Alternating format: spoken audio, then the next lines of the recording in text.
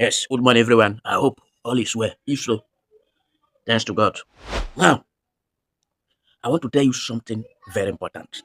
I want to tell you why I don't believe or why I don't follow mystical beliefs. Because I discovered that some people are already misinterpreting my ideas, my philosophy, the way I see life. Some people are already misunderstanding it. They are misinterpreting all my assertions, all that I've been saying. So I want to give clarification on this, especially this mastical beliefs. I want to tell you why I don't follow mastical beliefs. Number one reason why I don't follow mastical beliefs is because it can lead to invalid or valid conclusion. Now, let me explain. I've told you that we have three types of conclusion, logical conclusion, three types of logical conclusion. We have valid, we have invalid, we have sound conclusion. So when you follow mastical beliefs, you will end up having false premises. Your premises may be biased. You may follow favoritism, emotion, sentiment, and even clenches. And when you follow all these factors, it will compromise your conclusion. And if you think critically in that conclusion, let's say you arrive at a valid conclusion. If you think critically in that valid conclusion, it won't be rational. It won't be rational. It won't be sound when someone hears it. That is it. I'm not saying masterful beliefs is not good though. It is not a bad thing to follow masterful beliefs. But we are dealing with critics and logic, the backbone, the keystone of a sound decision. So that is why I avoid masterful beliefs. I don't want to arrive at illogical conclusion. Remember, I'm only interested in sound conclusion, a decision or a conclusion that is valid. A conclusion that is valid does not mean it is sound. Uh, you can only decipher, you can only deduce or verify something that is sound through critical thinking. When you ask yourself, is this true? How true is this? You can be able to decipher, to verify if this logical conclusion is true. And following mastical beliefs can compromise this conclusion. Then number two, why I don't follow mastical beliefs when thinking critically and logically is that I'm not a pastor. I'm not a clergyman. I'm not a spiritualist. I'm not a prophet. I'm not a herbalist or a native doctor. I'm not a necromancer. So how do you expect me to be following mastical beliefs? But it is logically unacceptable.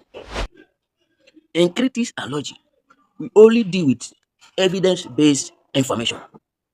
We use facts to make a logical conclusion, a sound conclusion. We deal with evidence-based issue. So I cannot. If you want masterful beliefs, go and meet your pastor or your spiritualist. They are spiritualists. They know more about it. Ehen. So don't expect me to be talking about a spirit and Jesus said and the Bible said and this other spirit, our forefathers. I cannot. That is not my area. I'm not a spiritualist. I'm a critical thinker, a logician. So that is it. I'm not criticizing any religious practices. But I'm not. I don't criticize any religion or any denomination. But let's follow critics. Eh, I'm serving. I serve God. Too. Not that I serve God. I go to church. I serve God. But if God calls me to become a pastor, I will be a pastor. Eh, I like to serve God. I like to serve God. I like to serve God to be a pastor. If God calls me, then we go. But for now, I'm not a pastor. Let's follow critics and logic, the bedrock of a sound decision. Then number three, why I don't follow mystical beliefs, is that there is no evidence. I've said it earlier. In critics and logic, we deal with evidence-based information. evidence-based issue. Not just evidence, so the evidence must be observable. Observable. It must be visible. So we deal with observable evidence that will buttress, that will support, that will reinforce, that will vindicate your assertion. So if I start following mystical beliefs, where is the evidence? Where am I going to present observable and visible evidence? You see why I don't follow mystical beliefs? No evidence. There is no evidence. And because of this, critical thinkers and logicians took epistemic caution. So that is why I'm taking epistemic caution. They say because there's no evidence, leave her first, leave her first. When there's sufficient evidence, we will talk about it. We use it to make a logical conclusion. So we leave her first for God and time. So let's avoid mystical beliefs in thinking critically and logically. I'm not saying you shouldn't serve God. I serve God. If you want to serve God, serve God. If you don't want to serve God, it is your decision. But let's avoid mystical beliefs in critics and logic. Now, let me give you an example. If, for example, I want to prove or disprove the existence of trumpet call, as believe, all Christians believe that someday the trumpet call will sound. If, for example, I take it as a logical issue or a logical wala, if I want to buttress, disprove or approve this assertion, where is the evidence?